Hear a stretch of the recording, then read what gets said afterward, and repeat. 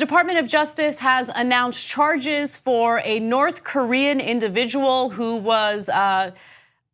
played a big role in the Sony hack that took place back in 2014.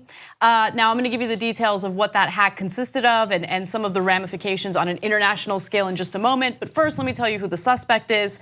His name is Park Jin-hyok, and he was charged with computer fraud and wire fraud. He was part of the attacks on film companies and distributors, including Sony Pictures, financial institutions, and defense contractors.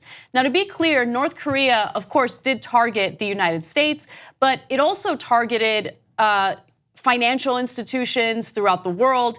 They targeted the central bank in Bangladesh and stole millions of dollars while doing so. And so these are serious charges. And there was, of course, suspicion that North Korea was behind these hacks. And now it appears that they have a specific individual that they're going after. Now, he was also accused of being part of the development of the WannaCry 2.0 ransomware attack that infected hundreds of thousands of computers worldwide and also crippled the British healthcare system last year. So this virus would essentially take the data, take the websites associated with various organizations hostage and would demand a ransom. And a lot of these institutions actually did end up paying the ransom because they were desperate to get their data back. So North Korea's version of the CIA, called the Reconnaissance General Bureau, apparently also involved. And one of the things they did was they ripped off the Bangladeshi central bank. Man, I mean, it's in a sense a funny thing to do, but I guess since North Korea is a thuggish criminal country to begin with, I guess we shouldn't be surprised, and they don't have a lot of money. So they literally hacked into the central bank of Bangladesh and robbed them. Tens of millions of dollars. Yeah, and so now, are we ever gonna get our hands on Park Jin-hyok? Of course not, he's in North Korea. But this is our way of saying, we know it was you to the North Korean government, and we even trace it to this specific person, so we're on to you. Now, it would have been nice to be onto them ahead of time, and we seem to be constantly behind the North Koreans, the Russians, etc. So it gives you a sense of the depths of how bad the North Korean government is. Like they don't care. They don't care about their own citizens. They don't care about anybody else. And petty. So that's no wonder Trump and Kim Jong-un get along so well, because they hacked into Sony because they made a movie that made fun of them. Right. So The Interview was the movie that Sony Pictures was releasing, and in the movie there's an assassination, I believe, of the North Korean dictator. And so, yeah, Kim Jong-un is like any other dictator, very thin-skinned, egomaniac. He sees that, doesn't like it, and he gets his cronies to attack Sony. But I would argue, look, North Korea acting as a bad actor is unsurprising. We already knew that. I think the heart of this story, and what I think a lot of people refuse to focus on, is how insanely vulnerable the United States is to these types of cyber attacks. Because this wasn't just about Sony Pictures. It was about financial institutions, it was about banks, it was about hospitals. I mean, we really need to consider the cyber warfare that could be used against us in the future. Also, what I find amazing, and this is yet another example of the lack of communication and the level of incompetence within the Trump administration. According to the New York Times, hours before the Justice Department was set to act, meaning before they announced these charges and all that stuff, President Trump seemed to praise North Korean leader Kim Jong-un, saying on Twitter that he proclaims unwavering faith in President Trump. Thank you to Chairman Kim. We will get it done together. What are you talking about? I mean, he's so stupid. Look, that tweet just proves all you need to do, regardless of who you are and how terrible you've been to the United States, all you need to do is compliment Trump, and he will do whatever you need him to do.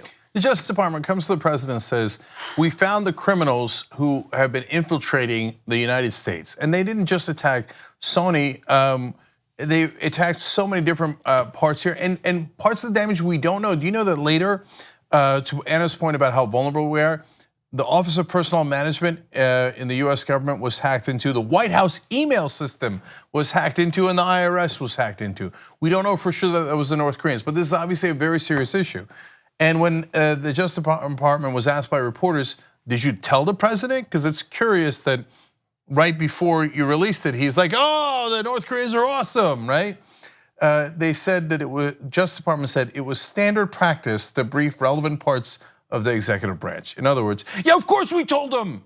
And by the way, maybe that's why Trump tweeted that, because he wanted Kim Jong-un to know, hey, listen, don't worry about my stupid Justice Department and their stupid rule of law. I don't like him either. They're also investigating me. I'm on your side, brother. So look, I was super curious about that because it seemed as though that tweet toward Kim Jong-un came out of nowhere, right? Why tweet that amongst all this chaos? And it turns out that Kim Jong-un did say some nice things about Trump recently, and Trump reacts to that. He reacts favorably to that. Yeah, that's the thing that he quoted in there, saying that Kim Jong-un has unwavering faith in Trump. And so Trump's like, that's it. That's me all like ye. Oh, they're criminals. Who cares? So what? Me like ye. Oh, he said he has unwavering faith in me. The dictator likes me. Yay! Okay, don't worry about our Justice Department. Well, break our laws, hack into anything you like. Don't worry about it as long as you compliment me. God, he's such an idiot. Last thing is, guys, I take one more thing away from this story that's deeply disconcerting. I thought North Korea has very, very little chance of ever developing nukes and getting the technology to be able to deliver those nukes to the US, right? So I didn't think we were in real danger from North Korea. Now I think South Korea and Japan are in massive danger from North Korea. So that's why I really don't want a war there under almost any circumstance. But this is disconcerting, man. When they did the Sony hack and the FBI said that it was likely them, I didn't believe it. I'm like, North Korea. I talked to a North Korean defector once. When she got to the South Korean airport, she started stuffing the toilet paper into her bags because she couldn't believe they had, by accident, left out all this valuable tissue. Jeez. That's the state of North Korea. It is disastrous. And I thought there's no way they're sophisticated enough to be able to do that hack. But it turns out they are. And they keep testing those missiles over and over again. So as their country is starving, by the way, another thing that he shares with Trump, as our wages stagnate, Trump's like, let's spend more on defense. Kim Jong-un agrees. They're developing sophisticated technology for their missiles and for their cyber attacks. So now I'm a little bit more worried about North Korea, and they continue testing their nukes while the idiot Donald Trump says, oh no, they're fine. We ended their nuclear program, everything's fine. So. Yeah, look, the biggest mistake you can make in every facet of life is to underestimate people. Don't underestimate the North Koreans. What they've done with this cyber warfare is serious. 2 easy ways to follow the Young Turks. One is hit the subscribe button down below, then you're a TYT subscriber. And second is ring the bell. And when you do that on YouTube, you're notified of our videos.